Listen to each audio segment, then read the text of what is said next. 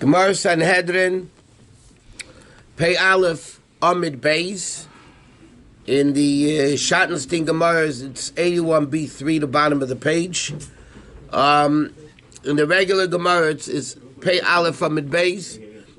8 lines to the bottom of the page. The Mishnah, the last Mishnah on the page. The 3 Mishnahs on the page. Okay, before the Gemara was talking about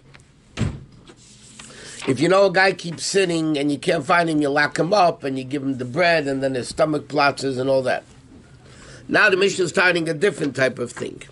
Okay? Now the Mishnah is going to be talking about people that Bezdin can't kill them, but individuals could. Okay? So it says like this. Kasva. If somebody steals a kasva, the Gemara is going to explain right away what that means. Or, Hamakalel be'kaisim. He curses Hashem through an unnatural force, naming with the name of an idol and so on and so forth. A Baal Aramis, or somebody that has relations with a non-Jewish woman, Kanoim Peigenbei. The zealots may kill him, like the Pinchas story, right? The guy was living the Shiksim and Pinchas killed him. Kayin shishimish betuma, a kayin that served when he was tamei. So ein echav a kayinim mevina still a bezdin. The brothers, his brother kayinim, don't bring him to the bezdin. Okay. Normally the punishment was misa b'dei shemayim. Hashem killed you. What did they do though? The young kayanim. They took him outside the courtyard of the Beis Hamikdash. They split open his head with clubs. What is this? Hot or cold? Okay, thank you. Thank you. You want hot? No, good. Okay, so they would. In other words, Bezdin couldn't do anything to him because Hashem kills him. But nevertheless, the Koyanim, young Koyanim, the Farshim explained who were these young Koyanim. They didn't work on the Beis Hamikdash. Okay, between the ages of 13 and 20, and they didn't work yet in the Beis Hamikdash until they were 20. So young Kohanim from between the age of 13, meaning bar mitzvah, and 20, when they were allowed to work in the Beis Hamikdash, they would take out the guy, crack open his head with clubs, or... But not the Kohanim that work in Beis Hamikdash. No. They don't want to get tamei. They don't want to become tamei. Zar sheshimish b'mikdash, or a non-Kohen who worked in the Beis Hamikdash. What's his punishment? Rabbi Kiva Eimer b'chenek. Rabbi Kiva says Bezdin strangulates him. Hashem kills him, not Bezdin. Okay? So the Gemara is discussing different cases where Bezdin can't kill you or the Bezdin doesn't kill you, but other people could. For instance, a guy steals the kasva, the Gemara is going to say in a second, basically means vessels of the Beis Hamikdash, or a guy curses with a supernatural power that he gives over, gives credit to the idols, or Baal Aramis, like the Pinchas story, or then the Kanoim Peigenbei, means the zealots, any person can come and kill him. But the Gemara is going to discuss not so simple. They can kill him, but he can also get killed by the guy. So it's not so simple. And then it says, a Kohen that worked in the Beis Hamikdash when he was tamei, the young Kohen took him out and cracked open his skull. And then the last case is a non-Kohen that worked in the Beis Hamikdash. The Chacham say, Misa b'dei Shemayim, right? Hashem kills you, and Rabbi Kiva says, B'chenek. So the Gemara says, my kasva. What does kasva mean? Okay, the Gemara says, if you steal a kasva, what's kasva? Amid Avyuda Klishares. The vessels of the Beis Hamikdash. The various different vessels of the Beis Hamikdash. V'cheinu Eimer, so it says also, Kseis Anosach. Kseis Anosach means the shelving tubes. Right? The various Moshochim, Mizbeach, whatever it was. So now the Gemara says, V'heichen Ramiza, where do we find a hint that zealous people are allowed to kill him? I mean, that's the halacha that Kanoim Beigenbei. Where do we find a hint to it in the Chumash? So it says, They should not come to look as the holy is inserted lest they die. Okay? Meaning, normally, what it means is, the simple meaning of the pasuk is, when the Levium transported the Mishkan in the desert, so they weren't allowed to look into the Kodesh HaKadoshim, into those parts, while they were doing it. But Kavala, they bring down, also means stolen. So it says, they shouldn't come and see while people are stealing things in the Beis HaMikdash. For Mason, they should get killed. So that's where the Torah hints to us that if somebody steals Kalim in the Beis HaMikdash, you're allowed to kill them. Kanoim can kill them. The Pashup Shad is that if they looked at the vessels, it would die? Yep. It's like a guy that went into Kodesh HaKadoshim without permission would die. But only Kodesh HaKadoshim. Yeah. But this is the vessels as they're transported. Yeah, but they're transported, you're talking about still the holy vessels in their uncovered state, like the Odin in an uncovered state, that they shouldn't look. They should just cover it and move it without looking at it. Okay, then the Mishnah said, Hamakalo b'kaisim. If one who curses Hashem with a supernatural force that he gives over credence to the idols, then kanoim pagan bay. Rav Yosef said, what is the case? It means like this. The guy says, Yaakov kaisim is kaismei. Let the supernatural force, meaning the idol, Yaakov kaismei, should smite, meaning he is a curse. He should smite God who gave the idol the powers. Why are we giving credence to the idols here? Both calling them supernatural powers. No, this is what the guy says. The guy says, you have supernatural powers. And what does he say? The transgressor, the sinner, said, let the supernatural force smite the one who endowed it with supernatural force. Meaning they also believed that Hashem gave idols power. So they want the idol to curse Hashem? Right. Rava v'yisema Rabba b'amari amri, what they said, no. Yakeo kaisim, let the supernatural force, meaning the idol, kaisim lay, smite him, the blasphemer's enemy, his creator and his provider. Okay? It means the fellow human being who is cursing everything. I mean, that's just, the Gemara is discussing what does this guy say, that when he says it, the Kanoim can kill him. Okay, Babel Aramis, now the Gemara is elaborating more on this one. Habel Aramis, we know that if a guy has relations with a non-Jewish woman, Kanoim Pegami. But he brings down at the bottom, there's a whole discussion amongst the poskim if this applies only to a Jewish man with a shiksa. How about a Jewish woman with a guy? Does the same din apply? One second. So some poskim hold same din, and some poskim say no, because over here the kid's going to be Jewish. If it's a Jewish woman with a kid, with a guy, so the kid's going to be Jewish. So it's not as bad as a yid with a shiksa that the kid won't be Jewish. So therefore some poskim hold that Kanoim Pegambay is only if it's a Jewish man with a shiksa, not a Yiddish woman with a shagets. But an interesting discussion how it works. What? If the Kanaim can only be between 14 and 20, if it's more than 20? No. That was Pirchei Koyanim only. Okay, that happened to be the age group that were the... but the Kanoim Pegambay by the other dinim is any age. It could be anyone. Yeah, Pinchas wasn't... It just happened historically. It was between 40... No, the Gemara said who would do it? Who would do it? The older Kohanim didn't do it, because they didn't want to become Tomei. Not that they couldn't. They did. They couldn't, because they're not allowed to become Tomei. But if there were other Pirchei Kohanim who were more than 20 and they weren't serving in Beis HaMikdash, they could, right? No, they didn't. That's what the Gemara said. The Gemara says those are the age that they did it. So these youngsters between 13 and 18, they were Kohanim? Yeah. But Kohanim are not supposed to get top. Yeah, but they don't work until 20. In the Beis HaMikdash, you don't work until you're 20.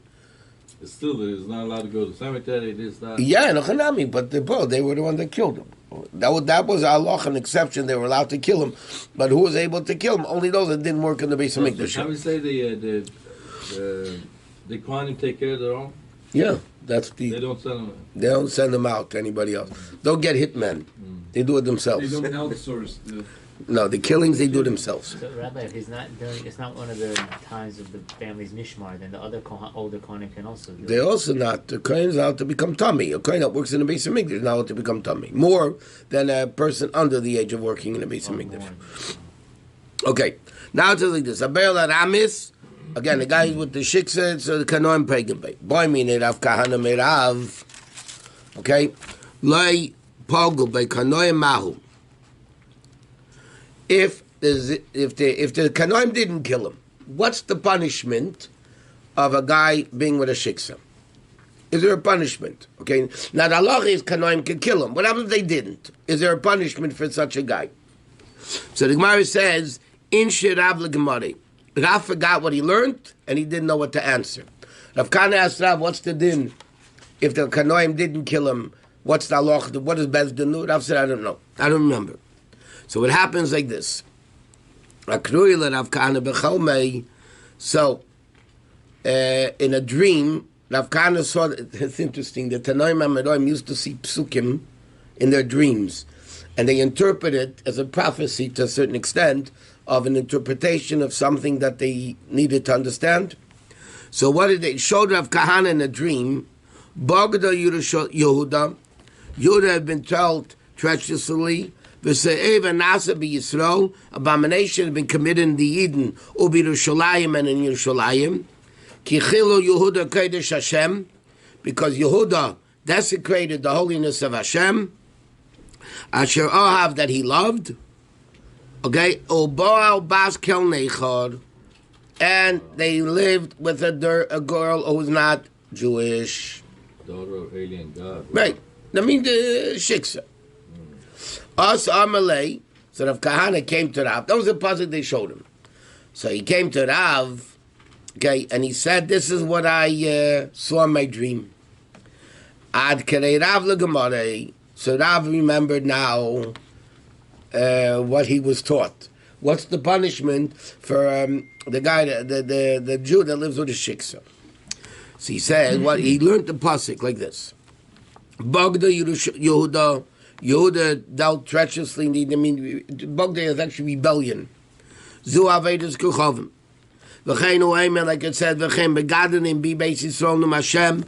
You treacherously went against me. So. The Seyeva Nasa be Yisrael be Yerushalayim. Then the pasuk continues. Abomination was done by the Yid in Yerushalayim. Zamiska Zachar. That's homosexuality. V'cheinu Oymar Zachar leSishka Mishka veIsha To'evahi. So you see, To'eva refers to homosexuality. Chigichilo Yehuda Kodesh Hashem. Yehuda profane the holiness of God. This is Zuzayna. It refers to a Zayna.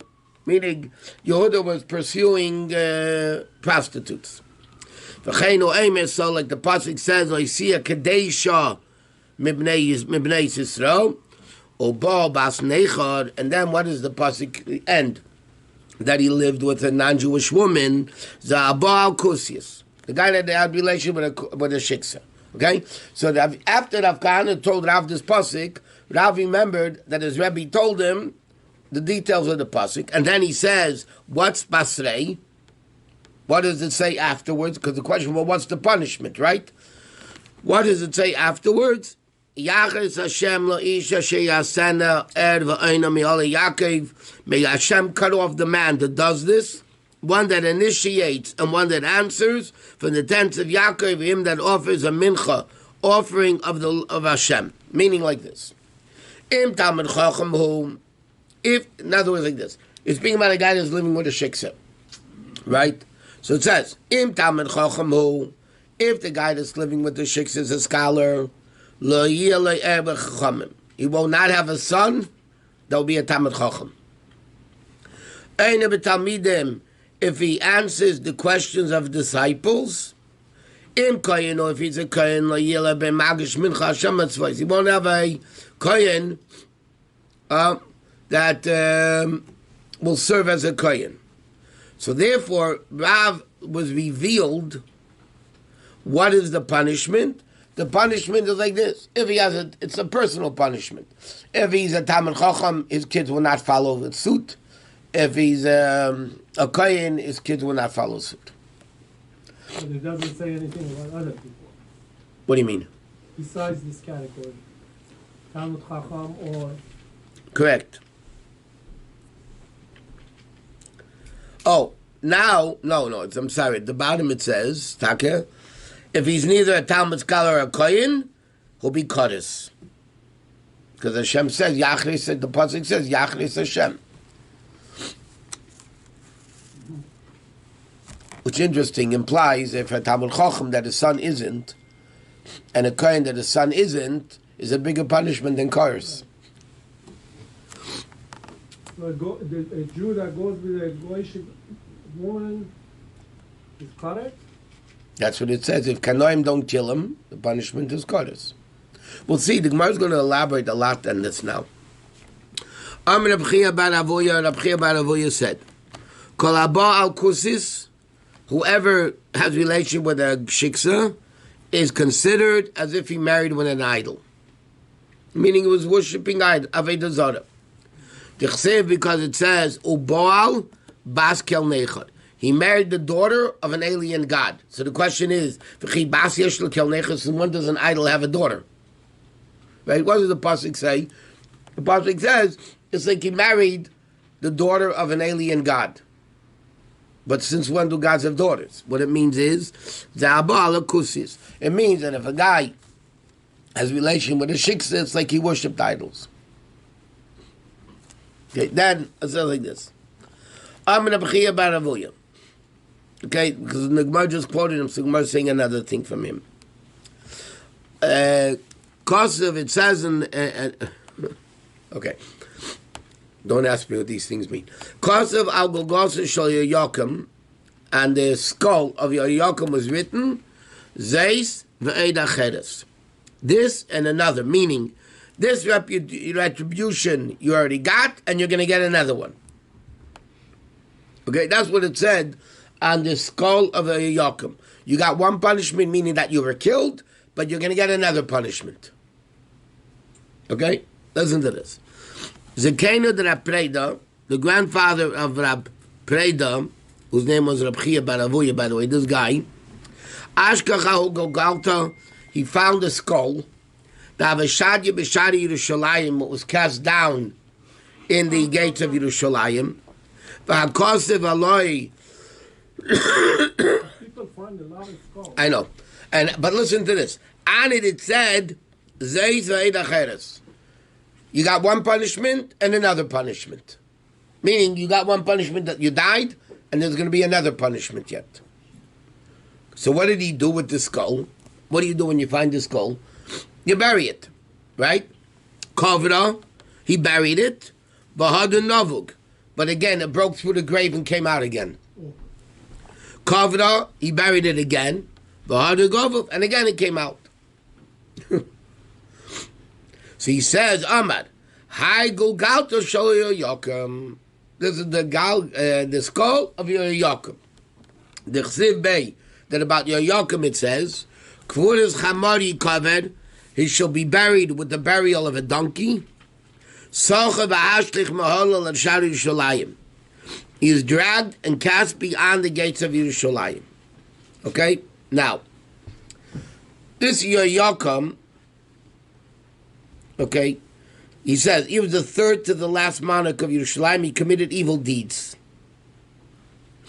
And when Yirmiyah Navi, this is what it says in the bottom, Yirmiyah Navi came to rebuke him with a letter, he ripped up the letter. Okay? Then Hashem said to Yirmiyahu, this guy is never going to get a proper burial. So he found the skull. On the skull was written this and another one. So he buried him. He didn't know. He buried him. Popped out again. And he popped out again. He buried him again and popped out again. Okay. This guy, Rabbi bar Avoya. So he says, Amar Malko. So Rabbi said to himself, but he's still a king. I mean, the guy was still a king. It's not proper to disgrace a king even further. He already got his punishment. They're going to embarrass him further. What did he do? He took Yoyakim's skull and wrapped it in a box. Okay? He wrapped it in a box and brought it home. Listen to this. Asya Devise, his Mrs. What's his name? Chia. Yeah, this guy. Mrs. Chia came home. Chazi said she saw the skull. He didn't tell his wife. She comes home, she finds a skull in a box. Nafka amlo shavita, so she went out and said to the neighbors what she found. He said, hey, guess what? They found a skull in my house. Malay, so listen to this.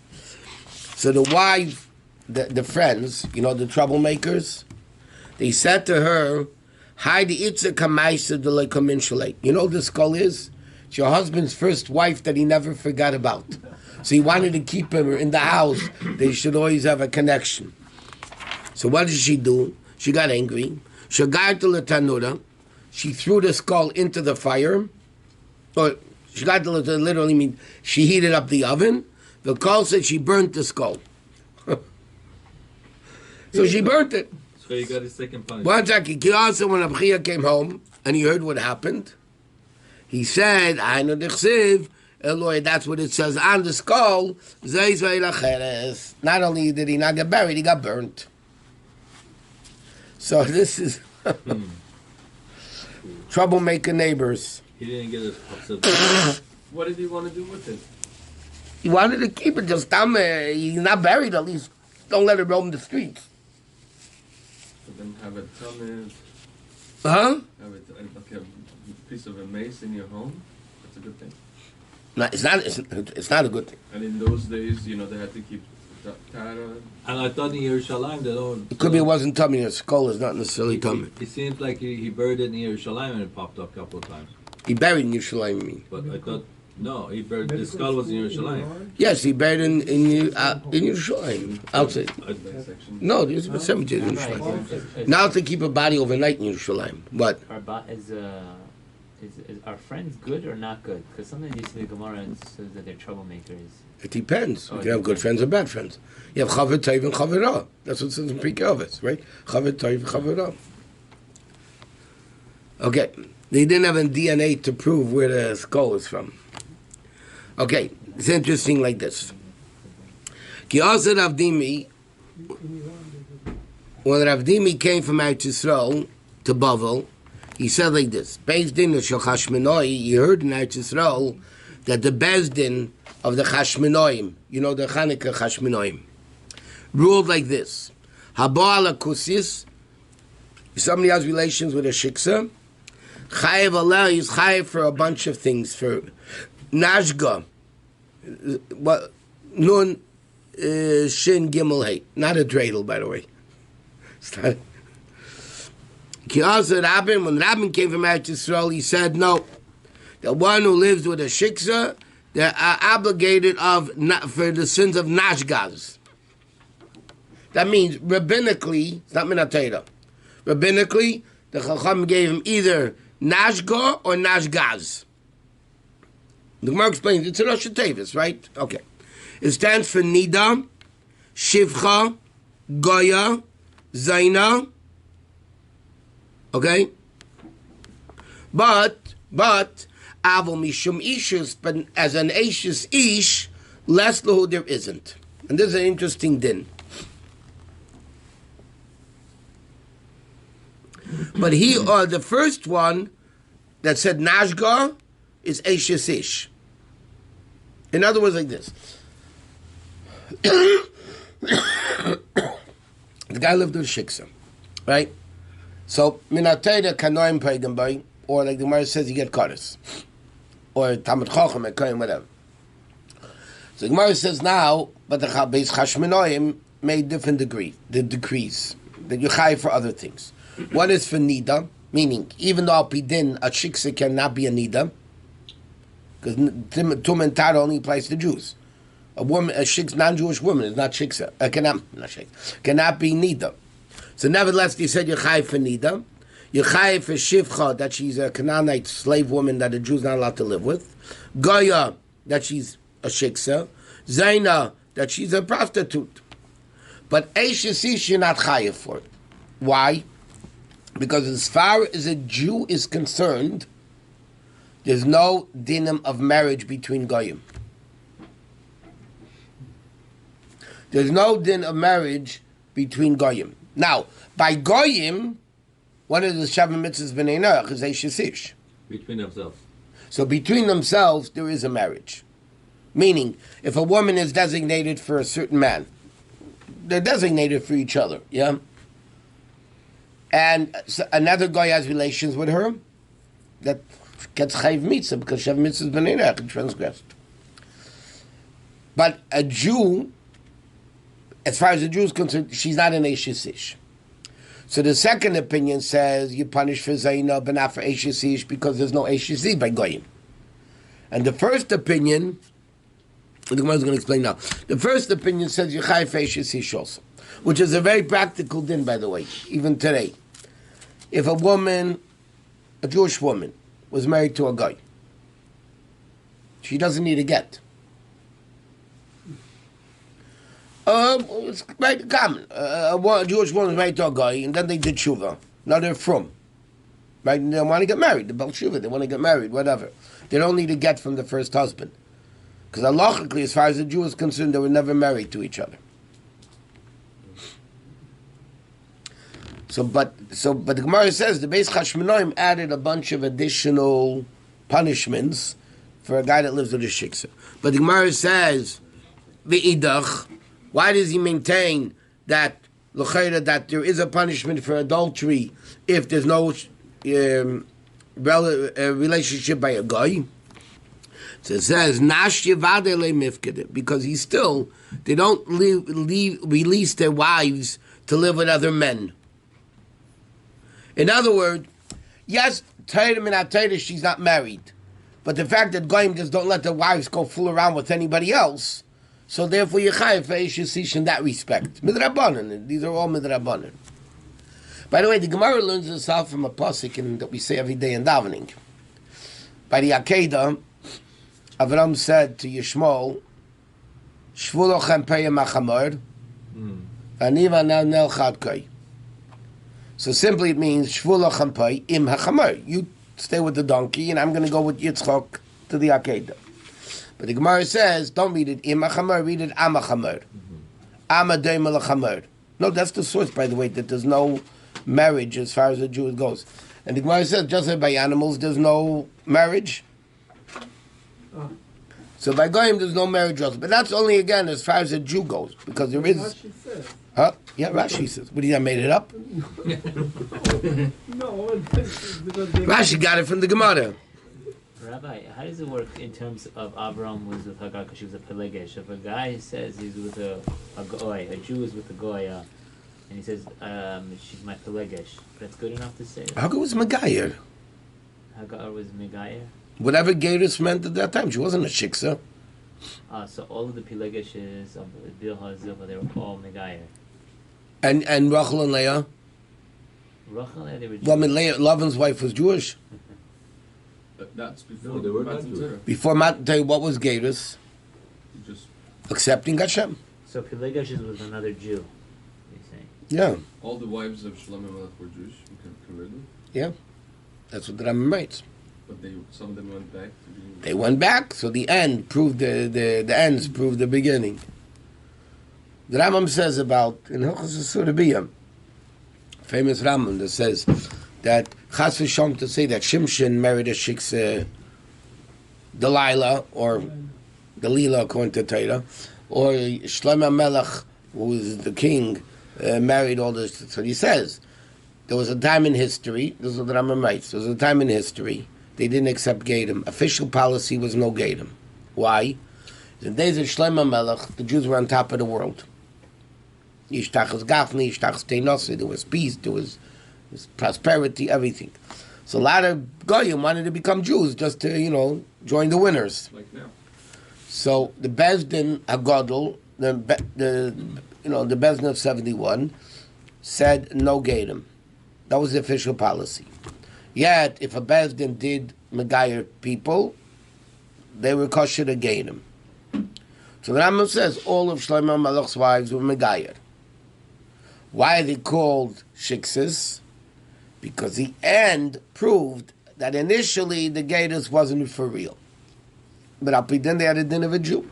If a Jew is Megayer, and 10 years later he goes back to Zaveda Zara, still a Jew. And nowadays. Then also. Oh, is the goy, is the Why they call goy, Goyim? Because they were worshipping idols. The dead of a guy. Yep. They were Jewish though. Jewish. the Jewish goyish girl sees a doctor, Jewish doctor, and says, I'm going to become a Jew. No. Marry him, right? No. And after 3 months, she's pregnant, she has a child. Woman, the Girus Kalacha? Yes. From Bezdin, everything? Yeah. No. She has a child. The kid's Jewish. And afterwards, she goes back. The kid's Jewish. So is she. That's the halacha. But intention was because she wanted to. But look, but that's what he has to. If it was a propagator, normally Bezdin won't accept it. They recognize that there's Then they won't accept it. But if they were fooled, they didn't know or whatever, and they went and there was Kabbalah's mitzvahs and mikvah and if a man bris and all that, yeah. What if she stayed Jewish, but like her husband who's just traditional, not necessarily keeping Shabbat? Again, she's Yid. If the Gatus was done properly. That's the big, it's a crazy thing is going on today. Orthodox rabbis are making Gatus, and the people are not from day one. So it's a big problem. Allah, are they Jewish or not? It's a big, big problem. This is happening And sometimes thousands a day. Sometimes one side when they become a gayer, they leave the non-from husband Yeah. or wife. That makes sense, by the way. Yeah, I mean that shows their be'emes. Yeah, exactly. Because they mean it, and this guy, I know cases like that. There was a guy in my yeshiva like that. Yeah, I know guys like He's that from also. Sweden. He was Israeli. His wife was Swedish. Blonde, the whole thing. No. She became Jewish through Chabad, and he just couldn't do it. So he came to our yeshiva. He came to yeshiva to become from. He had schizo. Okay. Amar Rav Chisda. Rav Chisda said, Habali Malach. This is a mamish the story, Pinchas story. What? Okay, we learned the guy is living with a shiksa, the kanoi could kill him. Yeah? What happens is this kanoi first comes to Bez and says, should I do it? Should I kill him? So then there's a maiden Cain. They can't tell him. They tell him not to do it. Like Moshe Rabbeinu told him, I'm not telling you to do it. But he didn't say. There's Don't Ein do Morin it. Ken, we say. Here they say don't do it. we say- Huh? Ein Morin Ken means we don't say to do it. It doesn't. Yeah, but that's only if he does it himself. If Bezdin, he asks a shiloh by Bezdin tells him not to do So it. they should have said, do whatever you want, like Moshe Rabbeinu did. Yeah, Yeah, but I'm saying if they ask a shiloh, should I do it? Or can I do it? Bezdin has to pass a no. No, they have to say, Moshe- like Moshe Moshe did it. Rabbeinu. Yeah. No. Pinchas came to Moshe Rabbeinu and said, you taught us halach. He didn't ask if I should do it or not. He didn't ask a shiloh to Moshe Rabbeinu, am I allowed to do it or not? He told Moshe Rabbeinu, you told us halacha, so Moshe Rabbeinu said, Krane di garte leve pravanke, which means the one that brings the letter, let him read it. The one that reads the letter, let him say what it says. Let him do what it says in the letter. Didn't specify a name. He didn't ask a shiloh. So if the person comes to Beis and asks it that way, Well, let's see. The Gemara is going to talk about Pinchas now. Rabbi, is this the only case where the person does it, but if he asks, then they tell him not to? Is this the only No, there's a lot of halacha they made in Cain. Oh, there are? Yeah, sure. it's just when did The Shlomo Shabbos a bunch. What? Shlomo HaMelech have any Jewish wives? Israeli wives? Israeli? I mean, he lived in Israel. I'm Did sure have he any did. natives? I'm sure he did. And Yeah. the next king came, was it Yeravah? They came from him? Came from her? Or I don't know. Whether, yeah, probably. The first wife, The first twice are Jewish. Bathsheba, no? No, that was David Amal's wife. No. Okay, Itmanami, so we learn Taka.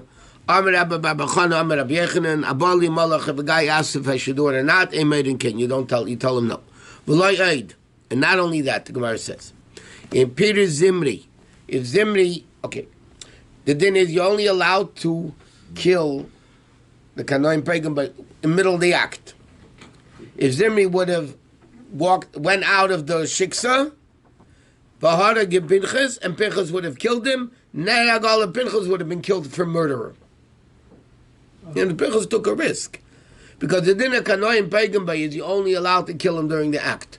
If they were separated from the act and you kill him, then you get Chai Misa for killing a Jew. And not only that, Nepach Zimri, if Zimri turned the tables, Va'adagala Pinchas, and he would have killed Pinchas. The din is Ein Neragalav. Zimri wouldn't have been killed. Why? Sharei Reidif. Pinchas is a pursuer, Reidif. He's trying to kill somebody else, you can get killed first. He's trying to kill Zimri. Zimri Lapidam was allowed to kill Pinchas. You think about it, it's a pretty interesting halacha. Yeah. It's a dangerous halacha to do, by the way.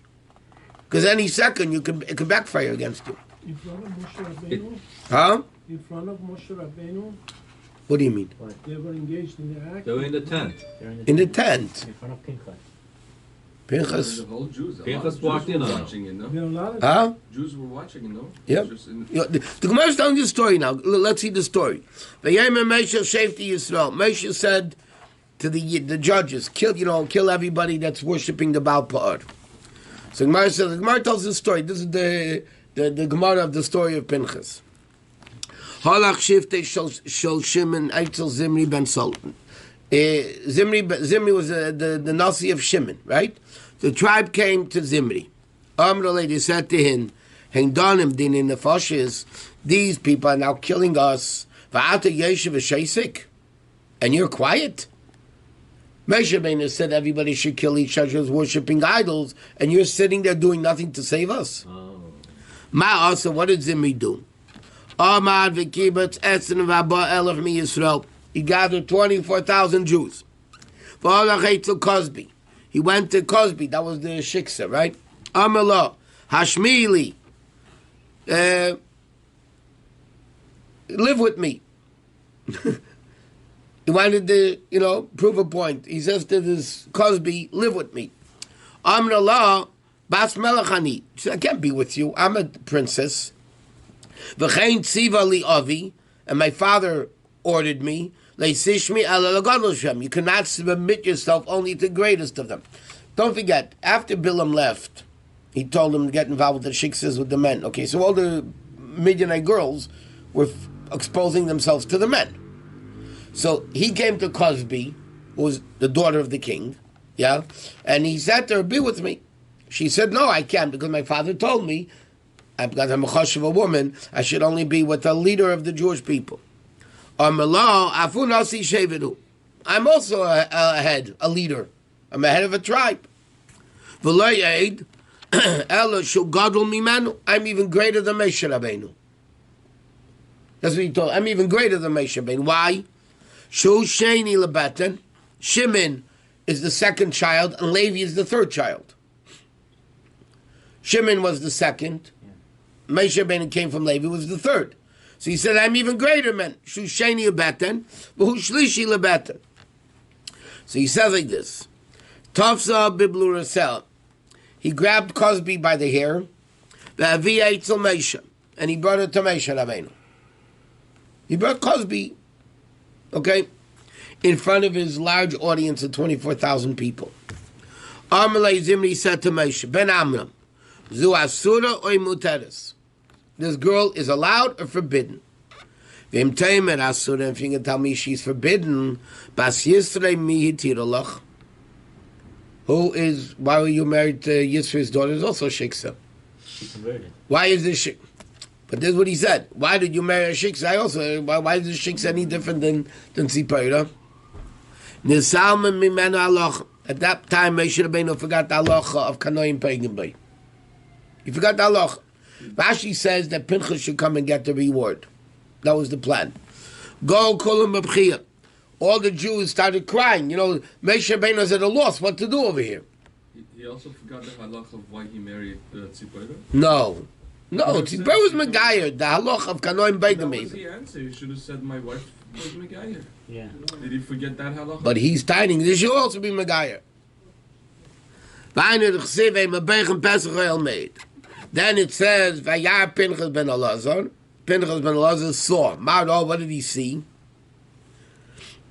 Okay. So it says, Amar Avra Maisa, he saw what was going on. V'nizkar halacha, and he remembered halacha. Amar Lei, so he said to Moshe Rabbeinu, Achi Avi Abba, the brother, my father's father, meaning my great uncle. Yeah, that's what he was. He was Moshe Rabbeinu's great nephew. Didn't you teach us when you came down from Har Sinai that they can kill her? So what's the issue? You taught us this halacha. Why did he tell it to Moshe Rabbeinu? Because Moshe Rabbeinu forgot the halacha. All he was doing is reminding Moshe Rabbeinu the halacha. Right? Moshe said to him, let the one who reads the letter should want to carry out the instructions. It says bola arami, but here it says a bola kutit. Same thing. Why is it the same? How would you know that it doesn't just apply to an arami? How do you know it applies also to kuti? Huh? Kuti means a non-Jewish woman. Doesn't matter. It's not specific. No difference. No, I'm saying the rules of bola. Oh, but one second. What time is it? Let's finish this next piece of Gemara. Shmuel said like this. I mean, Moshe Rabbeinu told him to do it. Huh? In the footnote it says that since Moshe couldn't tell him directly, he told him indirectly. Whoever reads the letter should carry that. But he's telling him to do it. But indirectly. Directly, that's... No, he's... Again, the Gemara said before, if he asks a Shaila, can I do it? The answer is no. Okay. Okay? So, over here, Moshe Rabbeinu is not telling him to do it. But in The epidemic, answer is... Moshe Rabbeinu forgot the halacha. He forgot the halacha. He forgot the halacha. He forgot the halacha that Moshe Rabbeinu, that Pinchas should get the schar. That's what he But saw. also Beis could tell him indirectly. Yeah, but For that's left what we out. learned. Maybe indirectly they could That's tell. what we learned. Moshe, Maybe. but maybe based on